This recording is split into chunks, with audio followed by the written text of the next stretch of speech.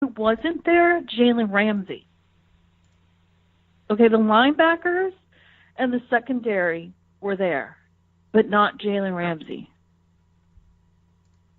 So, to me, that kind of goes, is he the only one that has his head in this game? Well, speaking of Jalen Ramsey, he does not seem I happy. like him. I just have to tell you, I like him. What a Okay. fake girl. I like him, so you're not, if you I'm let me not throw him on the bus, I'm I'm going to not have a gonna throw hard him under time. the bus, but he doesn't seem very happy right now. Jalen Ramsey is, you know who Jalen Ramsey is a lot like? Who? Jameis Winston. These boys are passionate guys who have no filter. Yeah. And so you just got to let them flap their lips and just listen to let them go. There's no filter. But okay, we know Winston has his issues this year, but in the last couple of years, people would never deny that his players, his teammates wanted to play for him and that he burned for football. Jalen is like that.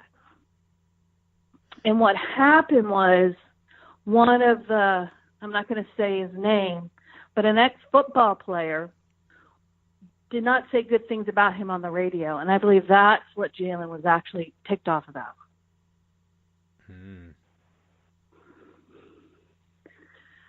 Was, you're going to miss me when I'm gone, Yeah.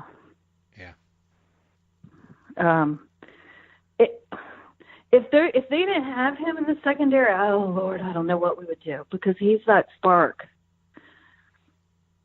I think he's just disgusted because I don't know, this was retweeted a million times, but when he first came to Jacksonville, he was just sitting on the sideline practically crying because he wasn't used to losing. Yeah. Yeah. And I think this bothers him so much, and I think maybe that his teammates aren't as angry about it as he is. And I think that's bugging him more than anything. The fact that the other guys went out, to me, I'm just, tying things together. And I believe that goes to their coaches. So, they need to have some kind of come to Jesus moment and go, look, the Steelers can come in here and hit us in the mouth, or we can hit first. And that's what they need. The slogan, hit, that was my article, hit or be hit. Yeah. Yeah. Well, it's time for the Jags to hit somebody. And that's what they think. Because if you're, if you're not doing the punching, the other person is. Yep. We will see. And I'm sorry, I get real. Don't you ever give up. Nothing ticks me off. I will take a loss. I understand it. It's football. It is what it is. I've been going to Jacksonville Jaguar games since the first year, never expecting wins. You just go because it's football, and you're like, hey, it's close to home. It's easy. And I've been able to go free most of the time I've lived here.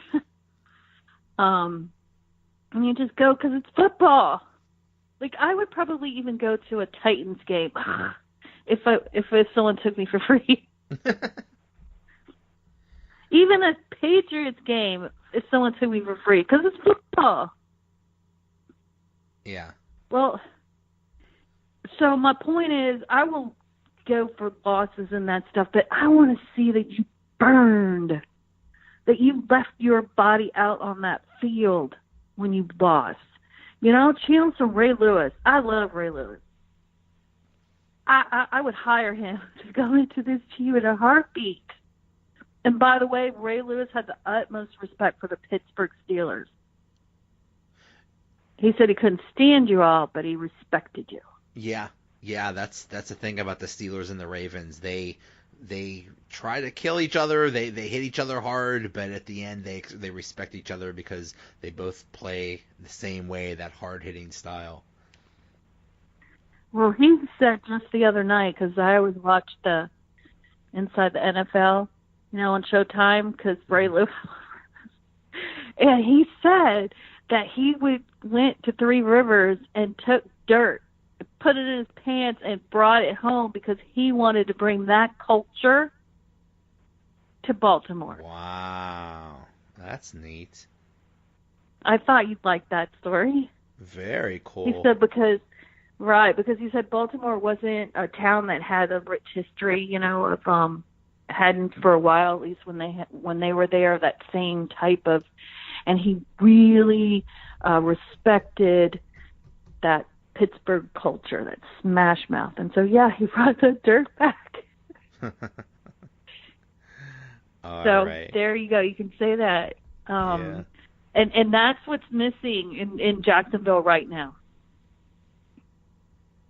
Yeah. Yeah. You need that passion. But we shall see Sunday. All right. Jules Dixon, you are at Knowles_Jags on Twitter.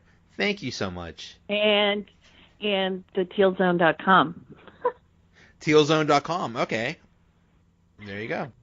I think we're good. Thanks for coming on. No, but I'm not going to tell you how to. I'm not going to tell you how to beat us. Okay. Because I know the answer to how your team could beat us. Even though come on, I won't tell anybody. Just between you and me. I will say one thing. The Jags are like quicksand to Ben. I mean, he just gets in and then he just cannot get out of that quicksand. Oh yeah, absolutely. I mean, I looked at the stats, and the last two times that we played each other, y'all won on almost every stat. Time of possession, first downs, offensive plays, etc. I mean, you should have won those games, but those turnovers just killed you. Oh man. Oh yeah. That's that. Especially that game in January. That was a sore subject. Well, I mean, when you look and you're like, we should have won that game.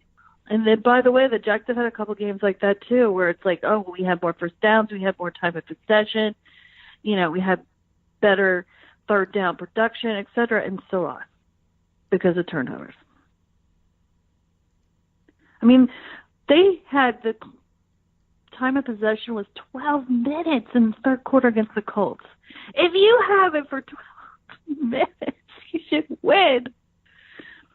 So for you all, I mean, that Blake does not want to throw the ball deep anymore, because I think the wide receivers, we have no stars.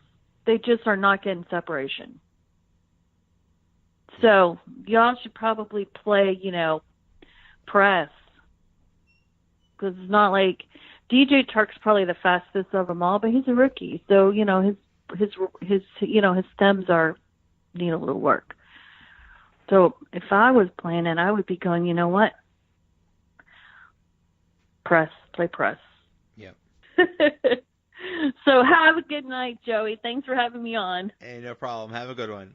Okay, now for our weekly segment where we preview the weekend's NFL action, and I'm sure we're going to talk about other stuff. Here's Mark Hagelauer and Coach Warzu. What's up, guys? What's up?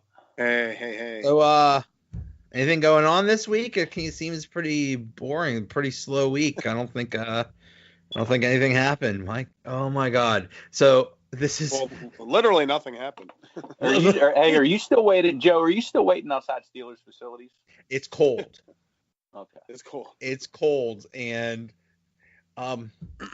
here's the best idea I heard, and I'm so mad somebody didn't do this.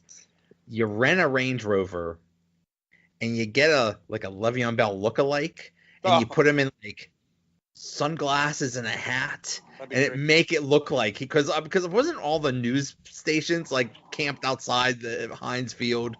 That would have been perfect. Just put it in the bushes across the way, like I had the picture of it him superimposed in the Yeah. and everyone runs over to him. That'd be hilarious. Yeah. But so it's over. Le'Veon Bell didn't show up. And unbelievable. Sort of. I guess sort of unbelievable, but now let's see. Where do we start? So in the end,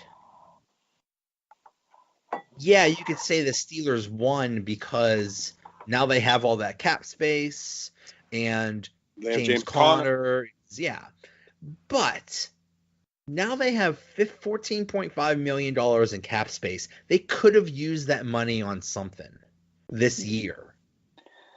I mean, do we really know who won until after Le'Veon Bell signs a deal with another team and we find out how much, what the terms of the deal are and how much guaranteed money he really gets?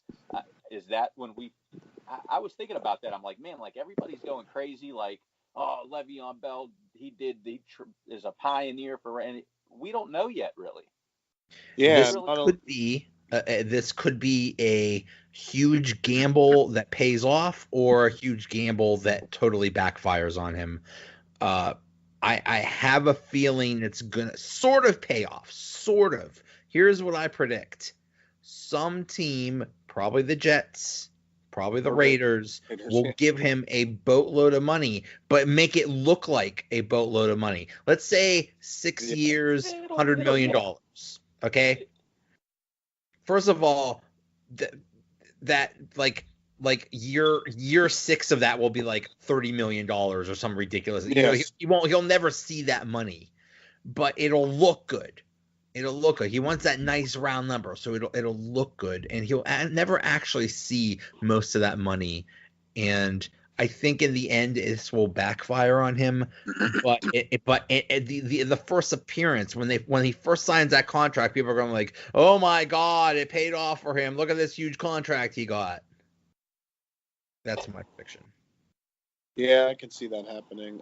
Another thing to factor in is the 14.5 he passed up this year. That also has to be in the equation because he'll never get that back.